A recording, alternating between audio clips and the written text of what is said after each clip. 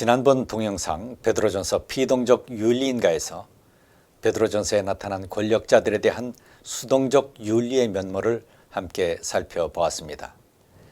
그리고 동시에 이와 균형을 이루는 말씀 선포의 사명에 관해 살펴보았습니다. 이 말씀 선포를 통한 세상의 변화가 성도들에게 주어진 특별한 사명이며 이것은 베드로전서의 세 단락 전체에서 관찰되는 중요한 신학적 주제임도 확인하였습니다. 이제 이번 강의에서 이에 대한 후속으로서 성도 곧 말씀 사역자 자신들을 위한 준비에 관해 살펴보는 시간을 갖도록 하겠습니다.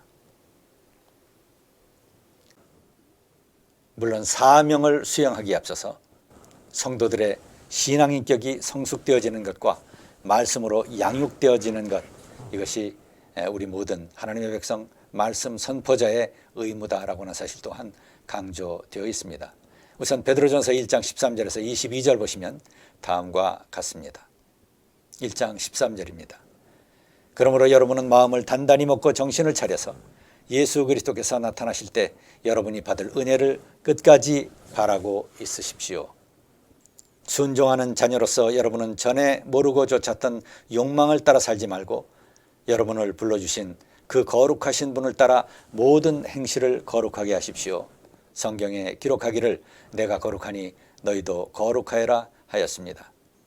그리고 사람을 겉모양으로 판단하지 않으시고 각 사람의 행위대로 심판하시는 분을 여러분이 아버지라고 부르고 있으니 여러분은 나그네 삶을 사는 동안 두려운 마음으로 살아가십시오.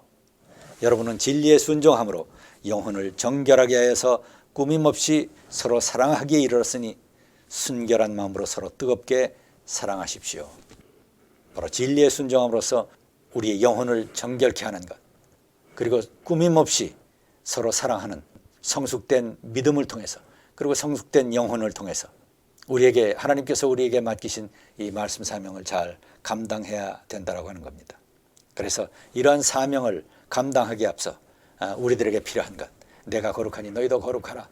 우리가 우리의 삶을 통해서 모든 행실의 거룩함을 증거해야 될 필요가 있다. 이것이 바로 우리 모든 성도들의 기본적인 의무요 책무이다라고 하는 것을 선포하고 있습니다. 그리고 동시에 우리가 말씀으로 양육되는 것이 필요하다라고 하는 것을 여기서 또 강조합니다. 바로 이어서 베드로전서 2장 1절에서 8절 보시면 다음과 같은 내용이 있습니다. 그러므로 여러분은 모든 악의와 모든 기만과 위선과 시기와 온갖 비방하는 말을 버리십시오.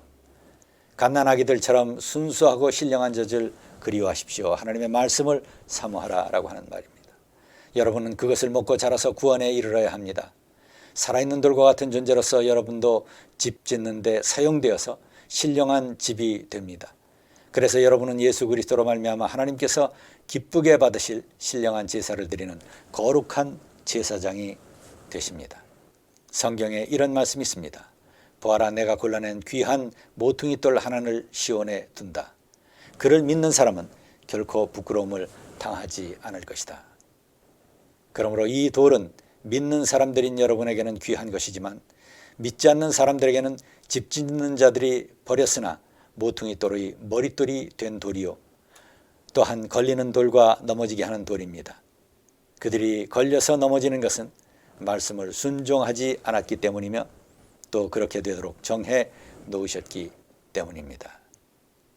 그래서 우리 모든 하나님의 백성, 말씀 사역자들은 성도들의 신앙인격이 성숙되어야 되는 것과 하나님께서 거룩하신 것 같이 우리 또한 거룩한 삶을 모든 행실에 거룩함으로 믿음의 백성임을 증거해야 되는 그런 의무가 있다라고 하는 것과 그리고 동시에 우리는 말씀으로 우리 스스로가 먼저 양육되어야 한다라고 하는 사실을 선포하고 있는 것입니다.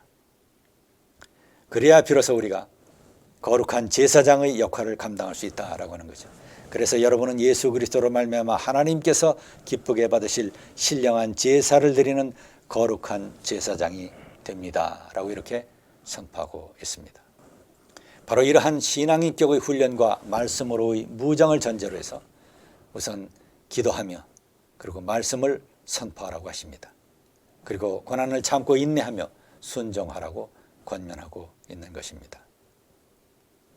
베드로전서 4장 7절에서 11절 말씀을 함께 보시겠습니다. 만물의 마지막이 가까이 왔습니다. 그러므로 정신을 차리고 삼가 조심하여 기도하십시오.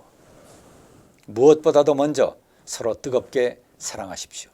사랑은 허다한 죄를 덮어줍니다. 불평 없이 서로 따뜻하게 대접하십시오. 각 사람은 은사를 받은 대로 하나님의 여러 가지 은혜를 맡은 선한 관리인으로서 서로 봉사하십시오. 말을 하는 사람은 하나님의 말씀을 전파하는 사람답게 하고, 봉사하는 사람은 하나님께서 주시는 힘으로 봉사하는 사람답게 하십시오. 그리하면 하나님이 모든 일에 예수 그리스도로 말미암아 영광을 받으실 것입니다. 영광과 권세가 영원 무궁토록 그에게 있습니다. 그리고 베드로전서 2장 19절 보시면 이렇게 권면합니다. 억울하게 고난을 당하더라도 하나님을 생각하면서 괴로움을 참으면 그것은 아름다운 일입니다. 하리스. 죄를 짓고 매를 맞으면서 참으면 그것이 무슨 자랑이 되겠습니까? 그러나 선을 행하다가 고난을 당하면서 참으면 그것은 하나님께서 보시기에 아름다운 일입니다. 하리스입니다. 하나님께서 보상해 주시는 그런 아름다운 덕이라고 하는 것을 의미합니다. 바로 이것을 위하여 여러분은 부르심을 받았습니다. 그리스도께서는 여러분을 위하여 고난을 당하셨으므로 여러분이 자기의 발자취를 따르게 하시려고 여러분에게 본을 남겨놓으셨습니다. 그는 죄를 지으신 일이 없고 그 입에는 아무런 거짓도 찾아볼 수 없습니다. 그는 모욕을 당했으나 모욕으로 갚지 않으시고 고난을 당하셨으나 위협하지 않으시고 정의롭게 심판하시는 이에게 모든 것을 다 맡기셨습니다. 그는 우리 죄를 자기의 몸에 몸소 지시고서 나무에 달리셨습니다. 그것은 우리가 죄에는 죽고 의에는 살게 하시려는 것이었습니다.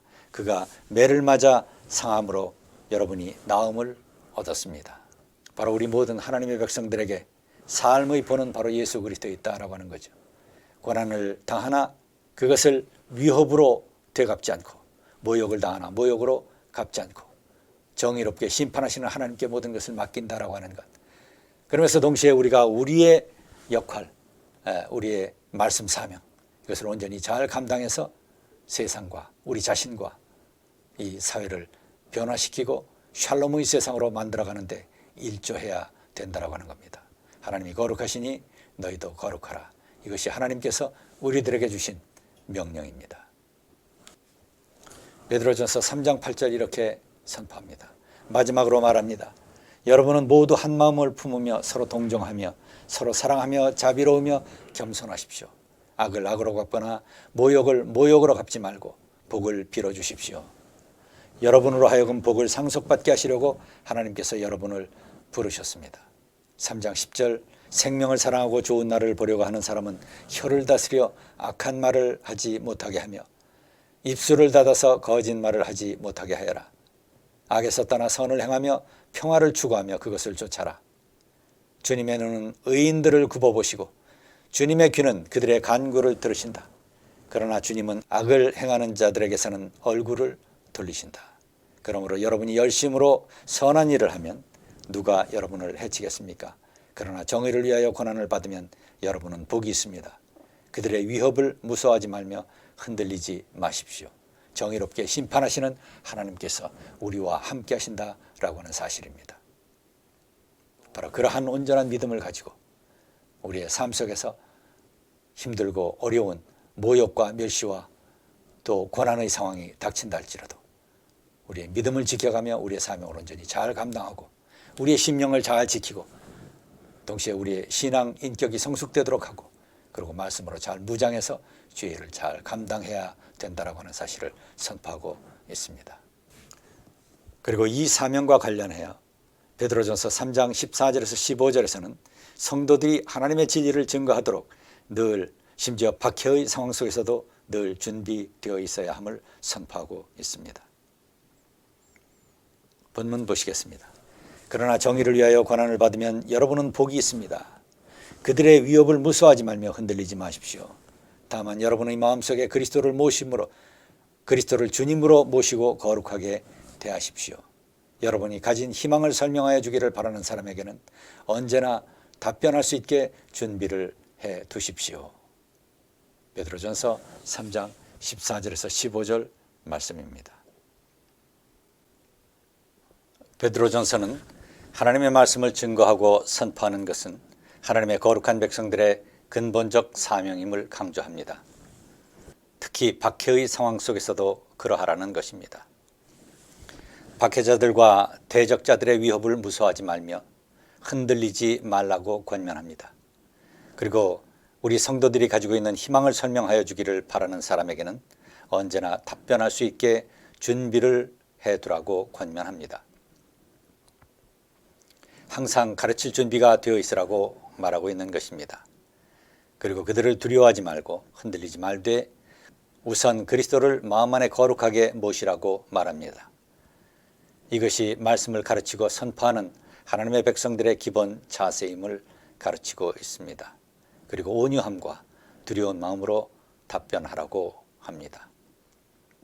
베드로전서 3장 16절 이하를 같이 보시겠습니다. 선한 양심을 가지십시오. 그리하면 그리스도 안에서 행하는 여러분의 선한 행실을 욕하는 사람들이 여러분을 헐뜯는 그 일로 부끄러움을 당하게 될 것입니다. 하나님께서 바라시는 뜻이라면 선을 행하다 고난을 받는 것이 악을 행하다가 고난을 받는 것보다 낫습니다. 여러분이 가진 희망을 설명하여 주기를 바라는 사람에게 언제나 답변할 수 있게 준비를 해 두십시오. 바로 이 본문에 앞서 베드로전서 3장 14절에서 이렇게 말합니다. 그러나 정의를 위해서 고난받으면 당신은 복이 있습니다. 이 말은 마태복음의 팔복에 나타나는 표현이기도 합니다. 5장 3절서부터 보겠습니다. 심령이 가난한 자는 복이 있나니 천국이 그들의 것이며 애통하는 자는 복이 있나니 그들이 위로를 받을 것이며 온유한 자는 복이 있나니 그들이 땅을 기업으로 받을 것이요 의에 줄이고 목마른 자는 복이 있나니 그들이 배부를 것이며 긍휼히 여기는 자는 복이 있나니 그들이 긍휼히 여김을 받을 것이며 마음이 정결한 자는 복이 있나니 그들이 하나님을 볼 것이며 화평케 하는 자는 복이 있나니 그들이 하나님의 아들이라 일컬음을 받을 것이며 의를 위하여 박해받는 자는 복이 있나니 천국이 그들의 것임이라. 여기서 맨 마지막 5장 10절의 말씀을 다시 한번 보겠습니다. 의를 위하여 박해받는 자는 복이 있나니 천국이 그들의 것임이라. 말씀을 전하는 성도들의 이러한 믿음과 사랑의 자세는 둘째 단락의 말미에 다시 나옵니다. 그래서 말을 하는 사람은 하나님의 말씀을 전파하는 사람답게 하고 봉사하는 사람은 하나님께서 주시는 힘으로 봉사하는 사람답게 하십시오. 그리하면 하나님이 모든 일에 예수 그리스도로 말미암아 영광을 받으실 것입니다. 영광과 권세가 영원 무궁하도록 그에게 있습니다. 아멘. 베드로전서 4장 11절 말씀입니다. 늘 주님의 진리를 전할 준비가 되어 있는 것, 주님을 마음에 모시는 것, 사랑과 헌신으로 전하는 것, 이것이 바로 능력의 길이며 주께 영광 돌리는 길이라고 하는 것입니다. 궁극적 소망을 하늘에 두고 있는 성도들은 무지한 세상에서의 진리의 전령자이며 대사들이기 때문입니다. 고린도전서 2장 8절, 고린도후서 5장 20절을 참조하시면 되겠습니다. 마지막 셋째 단락에서도 이 문제가 언급됩니다. 여기 베드로전서 5장, 여기서 특별히 장로들, 교회 지도자들이죠. 장로들이 사역을 감당함에 있어 겸손과 섬김의 중요성을 강조하면서 하나님의 백성을 잘 양육하라고 권면합니다. 베드로전서 5장 2절 보시면 여러분 가운데 있는 하나님의 양떼를 먹이십시오. 억지로 할 것이 아니라 하나님의 뜻을 따라 자진하여 하고 더러운 이익을 탐하여 할 것이 아니라 기쁜 마음으로 하십시오. 여러분이 맡은 사람들을 지배하려 하지 말고 양떼의 모범이 되십시오. 그러면 목자장이 나타나실 때 변하지 않는 영광의 면류관을 얻을 것입니다. 디모데전서 5장 17절에 의하면 성도들을 돌보는 장로들의 중요한 사명 중에 하나가 말씀을 잘 가르치는 것이라는 사실을 보여줍니다. 디모데전서 5장 17절 함께 보시겠습니다. 잘 다스리는 장로들은 2배나 존경을 받아야 하고 특히 말씀과 가르치는 일에 수고하는 자들은 더욱 그렇게 되어야 한다 이렇게 말씀합니다. 성도들을 돌보는 장로들의 중요한 사명 중에 하나가 바로 말씀을 가르치는 데 있다. 그것을 잘 가르치고 양육하는 데 있다라고 하는 사실을 보여줍니다.